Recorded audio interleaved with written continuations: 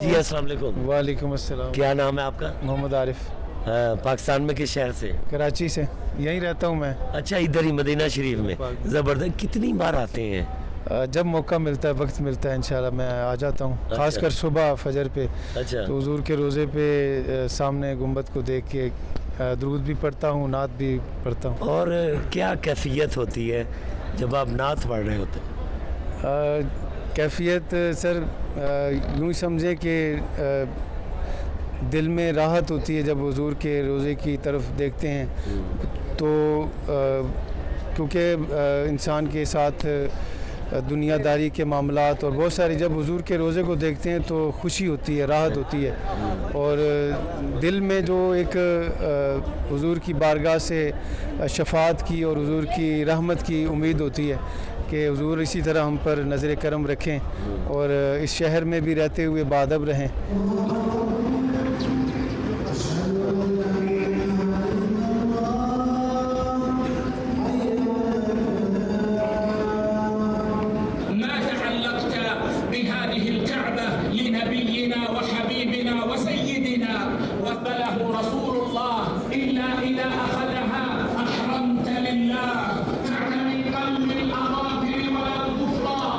میرے ساتھ ہیں محمد صدیق المدنی, ریسرچر ہیں, اور ان سے بات کرتے ہیں اور مدینہ شریف کی, یہاں کی مساجد کی اور مسجد نبوی کی ہسٹری معلوم کرتے ہیں. سب سے پہلے تو نبی کریم صلی اللہ علیہ وسلم کی آمد مبارک سے پہلے مدینہ منورہ شریف میں آپ صلی اللہ علیہ وسلم کے بارے میں خبر پہنچ چکی تھی, اور آپ صلی اللہ علیہ وسلم کا استقبال یہاں دوسرے شہروں سے مختلف تھا. جو کہ آپ صلی اللہ علیہ وسلم طائف بھی تشریف لے گئے تھے, بہت تکلیفیں ہوئی تھیں, اور بھی کہیں بھی تشریف لے گئے تھے مکہ المکرمہ شریف, وہاں کا اور مدینہ منورہ شریف کے استقبال میں بہت زمین و آسمان کا فرق تھا.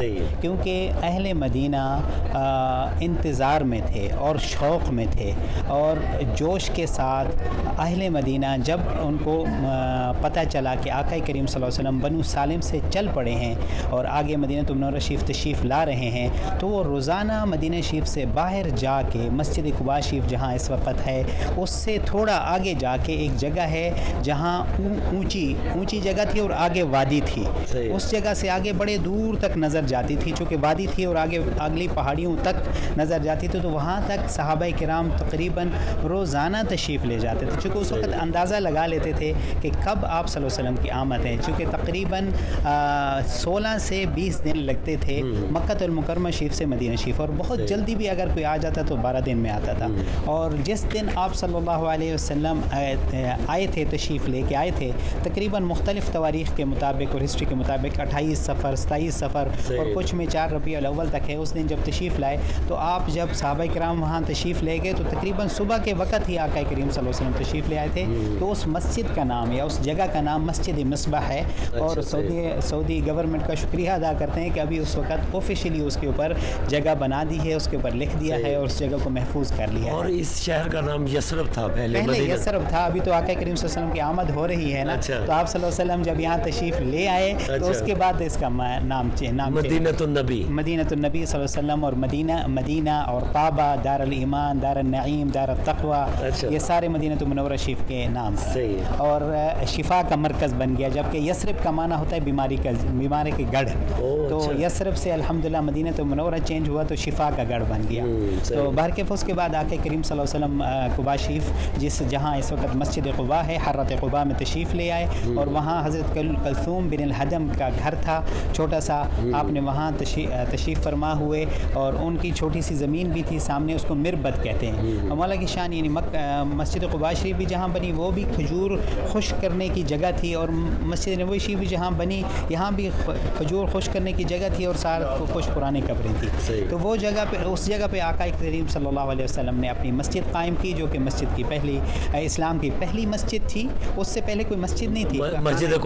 مسجد قباء پہلی مسجد تھی. پہلے تو خانہ کعبہ تھا جو ہزاروں سال پہلے بنا ہوا تھا, اس کے بعد پہلی مسجد جو عوام الناس کے لیے قائم ہوئی تو مسجد قباء تھی.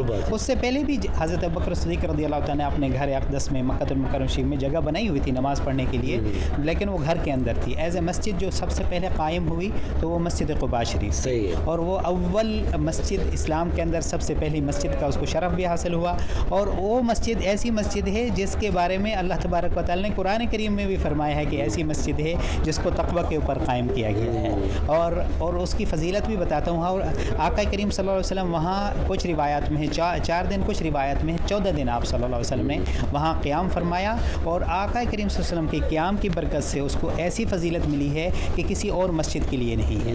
وہ یہ ہے کہ کوئی بھی انسان اگر اپنے گھر یعنی پہلے سے وضو کر کے جائے, حدیث شریف میں تو یہ ہے کہ من توضأ فی بیتہ, کہ اپنے گھر سے کر کے جائے. اس کا مقصد یہ ہے کہ اسی مقصد کے لیے جائے, مسجد قباء شریف جائے اسی مقصد کے لیے.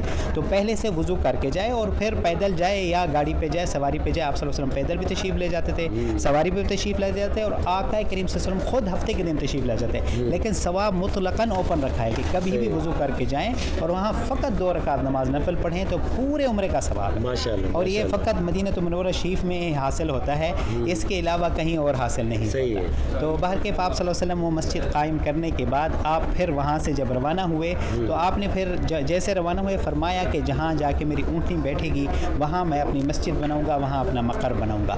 تو جیسے آپ صلی اللہ علیہ وسلم وہاں سے چلے تو جتنا بھی انصار صحابہ کرام کا گھر تھا راستے میں مسجد قباء شریف سے لے کے مسجد نبوی شریف تک, سب کا ارادہ تھا, سب کی تمنا تھی, سب کی خواہش تھی کہ آقا کریم صلی اللہ علیہ وسلم ہمیں بھی شرف بخشے, ہمارے زمین پہ قدم رنجا فرمائے, ہمیں بھی شرف مل جائے. لیکن آقا کریم صلی اللہ علیہ وسلم ہر جگہ پہ فرماتے دعوها فإنها مأمورہ. اب دیکھیں اس کی شان دیکھیں. ہم تو والعیاذ باللہ کچھ لوگ آقا کریم صلی اللہ علیہ وسلم کی شان یا صحابہ کرام اولیاء کرام کی شان کے بارے میں بات فرماتے ہیں. آپ صلی اللہ علیہ وسلم فرماتے ہیں کہ میری اونٹھی کو امر ملا ہوا ہے, جہاں یہ بیٹھی گی وہاں میری مسجد قائم ہوگی. تو یہ دیکھیں آقا کریم صلی اللہ علیہ وسلم کی القصواء اونٹھی کا مقام دیکھیں. تو جیسے ہی صحابہ کرام کوشش کرتے تھے تو آقا کریم صلی اللہ علیہ وسلم جب یہ فرماتے تو وہ چھوڑ دیتے آپ کے. تو جب جہاں اس وقت مسجد جمعہ ہے وہاں سے جب گزر ہوا تو وہاں جن کی وہ زمین تھی ان کا حضرت سالم بن عوف کی اولاد کی زمین تھی. اچھا انہوں نے ایک گزارش کی, انہوں نے کہا یا رسول اللہ یہ بات ٹھیک ہے کہ جہاں آپ قیام فرمائیں گے وہاں آپ کی مسجد مبارک بنے گی, لیکن ہماری ایک گزارش ہے حضور, التجا ہے کہ آپ نے مہربانی فرمائی اور مسجد قباء شریف جہاں آپ رہے ہیں وہاں مسجد قائم کی, وہ ہمارے کزنز کی زمینیں ہیں, عامر بن عوف کی اولاد ہیں وہ, ٹھیک ہے. اور یہ جو گزارش کر رہے تھے حضرت سالم بن عوف کی اولاد ہیں. نے کہا رسول اللہ صلی اللہ علیہ وسلم ہماری ایک گزارش ہے کہ مسجد آپ کی وہاں ہی بنے گی جب یہاں یہ اونٹنی مبارک بیٹھے گی, لیکن ہماری اتنا مؤدبانہ التجا ہے حضور کہ آپ فقط ہماری زمین پہ قدم رنجا فرمائیں, ہمارے ہاں قیام فرمائیں تاکہ ہمیں بھی وہ شرف مل جائے. ہمارے کزنز کو ہمارے اوپر فضیلت نہ رہے کہ آپ نے حضرت عامر بن عوف کی اولاد کو یہ شرف عطا کر دیا, ہمیں عطا نہیں کیا. تو آپ صلی اللہ علیہ وسلم مسکرا پڑے اور آپ صلی اللہ علیہ وسلم نے وہاں قیام فرمایا, اور غالباً مسجد جمعہ کی نماز کا جو حکم ہے وہ بھی وہاں نازل ہوا. تو آپ صلی اللہ علیہ وسلم نے وہاں جمعہ کی نماز ادا فرمائی, تو اس لیے وہ مسجد جمعہ کے طور پہ معروف ہے. اور چونکہ بنی سالم بن عوف کی اولاد وہاں رہتی تو مسجد بنی سالم بھی اسے کہتے ہیں.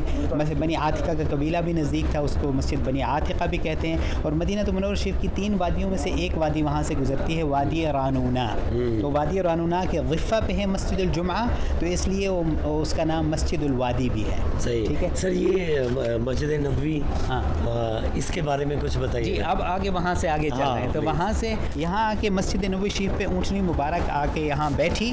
جہاں بیٹھی حضرت ابو ایوب الانصاری رضی اللہ تعالیٰ عنہ کا گھر مبارک تھا, اور وہاں بیٹھنے کے بعد آپ تھوڑی سی اٹھی, کچھ اسٹیپس آگے گئی, پھر دوبارہ آ کے وہاں بیٹھ گئی.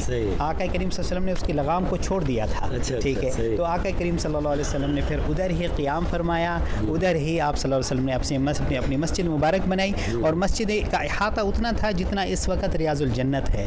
یہ جو احاطہ ہے باہر والا, یہاں تک تو اس وقت پورا شہر تھا, پورا شہر مدینہ اتنا تھا جتنا اس وقت یہ احاطہ ہے. دروازوں کے نمبر دیکھ رہے ہیں نا, پہلے یہ سیم ہوتے تھے, اندر کا مثلا 16-17 ہے تو یہ بھی 16-17 لوگ کنفیوز ہوتے تھے. باہر کے نمبر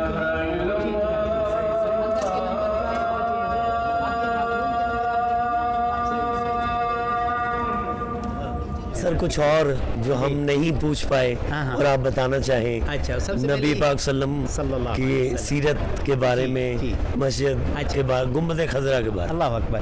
گنبد خضرا سب سے پہلے تو یہ ہے کہ کچھ ویڈیوز منظر عام پہ نظر آتی ہیں کہ آقا کریم صلی اللہ علیہ وسلم کے قبر انور کے اندر کی کچھ تصاویر یا کچھ, لیکن حقیقت یہ ہے کہ حضرت عمر ابن عبد العزیز رضی اللہ تعالیٰ رحمہ اللہ تعالیٰ 87 ہجری میں انہوں نے جو احاطہ بنایا تھا آپ کے قبر انور کا, اس کے بعد اندر کوئی نہیں جا سکا. تو کوئی بھی ایسی تصویر ملتی ہے تو وہ صحیح نہیں ہوتی. دوسرا ہمیشہ ادب کو ملحوظ خاطر رکھنا چاہیے. ضروری نہیں ہے کہ انسان کو ہر چیز اندر کی پتہ ہو یا نہ ہو, یہ ضروری نہیں ہے. آپ کے اندر اگر ادب ہے تو سب کچھ ہے انشاءاللہ. تو اس سب سے پہلے تو یہ انفارمیشن ہوگی. دوسرا یہ ہے کہ اس وقت جو آپ کو سامنے باہر سے بھی اگر دیکھیں تو ایک گرین پردہ نظر آتا ہے, اللہ اکبر, اس کے اندر کوئی نہیں جا سکا.